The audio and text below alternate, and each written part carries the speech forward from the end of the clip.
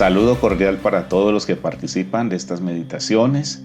Quiera Dios estarnos motivando, desafiando y apasionando por la palabra al revisar estas historias tan hermosas y profundas y decisivas que jugaron un papel importantísimo en la vida de la iglesia y también en estos hombres que se dispusieron aún hasta ir a la muerte a causa de su fe y a causa de su apegamiento a la palabra de Dios.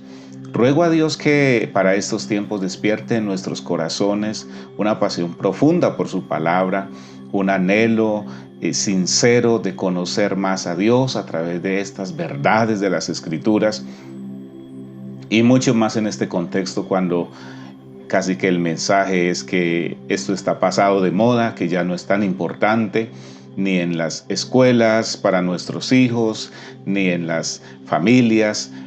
Pareciera entonces que cada vez, amados, se hace más importante tomar atención a estas experiencias y testimonios. Para hoy vamos a hablar de Juan Hus.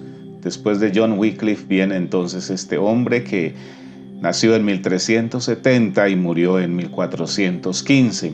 En realidad fue una vida bastante corta y que terminó quemado en la hoguera. Juan Hus pertenecía a una familia realmente pobre y aún más siendo todavía pequeño falleció su padre, así que fue su madre quien se encargó de la custodia de este niño y la crianza, quien también le orientó hacia el sacerdocio, y de esta manera Juan Hus empezó participando como monaguillo y también cantando en el coro de la Iglesia Católica. Fue un hombre muy dispuesto al aprendizaje, aprendió lo suficiente sobre los escritores griegos y para 1398 obtuvo su título de bachiller en teología y a partir de allí también se le aceptó en la Universidad de Praga, pero esto fue más por caridad porque no tenían dinero para pagar los costos de sus estudios en esta universidad, así que fue becado porque sus condiciones económicas no le permitían, y su rendimiento académico y por ser un buen estudiante le llevó a ser profesor en esta reconocida universidad, donde continuó especializándose en teología mientras enseñaba artes y filosofía allí en esta universidad. También más adelante fue nombrado predicador de la Capilla de Belén. Esta fue una iglesia que se construyó por dos laicos, quienes tenían el propósito que desde allí se pudiera predicar el evangelio en la lengua común del pueblo y también que estuviera fundamentada en las Sagradas Escrituras, y nadie mejor para este oficio que Juan Hus. Este hombre también fundó un movimiento denominado los Husitas, el cual se multiplicó. Y para 1378 la Iglesia Católica estaba dividida en dos, una que estaba por el lado del Papa de Roma y otra el antipapa en Aviñón. En 1409 Juan Hus fue nombrado rector de la Universidad de Praga. Sin embargo, él siguió con su línea de estudiar las Escrituras y de mirar cómo la Iglesia Católica se estaba desviando de las enseñanzas y generando nuevas doctrinas. Entre ellas, por ejemplo, Juan Hus criticaba la venta de las indulgencias, decía que los sacerdotes vivían en pecado, y lo que lo llevó de pronto a estar en la posición más riesgosa fue cuando desarrolló su posición frente al papado, y allí se convierte en un gran estorbo para la iglesia con sus escritos y proclamaciones diciendo solo Cristo es la cabeza de la iglesia. El Papa, con la corrupción y enseñanzas erradas, lo calificó como el anticristo. Todo esto lo llevó entonces a ser excomulgado. Sin embargo, se organizó un concilio en Constanza en 1414, en el cual Juan Hus tuvo la esperanza de argumentar sus postulados y ser reconocido y declarado inocente, pero en ese momento todo salió mal porque todos los que estaban a favor guardaron silencio y desde allí se le prohibió volver a predicar.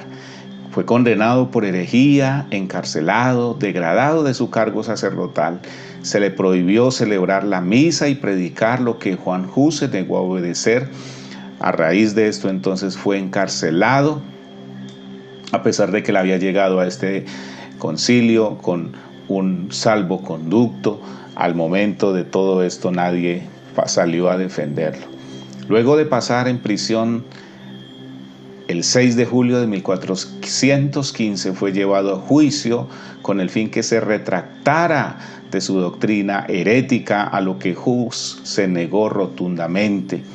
Le humillaron desnudándole de sus vestiduras sacerdotales, luego le pasaron con una navaja las yemas de sus dedos y le pusieron una corona piramidal de papel en burla, porque era una exhibición pública para reírse de él. Dice que mientras estaba allí en ese proceso de muerte, él dijo a todos los que estaban allí: van a asar un ganso, pero dentro de un siglo te encontrarás con un cisne que no podrás asar. Y algunos dicen que se estaba refiriendo exactamente a la llegada de Lutero, quien 102 años después va a colocar las 95 tesis allí en las puertas de este templo. Cuando estaba ya sentenciado a muerte, él dijo estas palabras: esto me llena de placer, ya que me han tenido que leer mis libros, desde donde se manifiesta su maldad.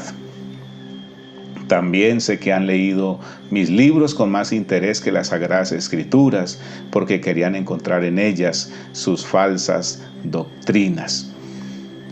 Hus, como reformador y predicador, es considerado como uno de los precursores de la Reforma protestante. Y de esta manera entonces Juan Hus muere en la hoguera, y también todos sus escritos son quemados allí en esta hoguera. 500 años después de su muerte, en 1915, se construyó en su honor una escultura en Praga, reconociéndole como un gran hombre de la Iglesia Católica, y así han seguido haciendo la Iglesia Católica reiteradas actividades y reconocimientos a este hombre que puso la palabra de Dios como el instrumento a través del cual se debe dirigir al pueblo, a través del cual se debe guiar a la gente. Sírvanos esto entonces, hermanos, para saber que Dios venía trabajando, como ya hemos dicho en las meditaciones anteriores, desde 1170 con Pedro Valdés, luego con 1330 con John Wycliffe, y ahora 1370 con Juan Hus. Dios viene trabajando, poniendo en alto solo una cosa: la palabra de Dios. Tu palabra es verdad. Santifícalos en tu verdad. Tu palabra es verdad. Amados, apasionémonos por la palabra. Volvamos a ella. No la descuidemos, porque tenemos uno de los privilegios más grandes en este momento: la libertad de leerla, meditarla, estudiarla, predicarla a los cuatro vientos. Pudiera llegar un momento cuando esos privilegios ya no existan, y seguramente va a ser una gran catástrofe para todos aquellos que en este momento no hemos apreciado estas oportunidades tan preciosas que Dios nos da. Dios continúe bendiciendo su vida.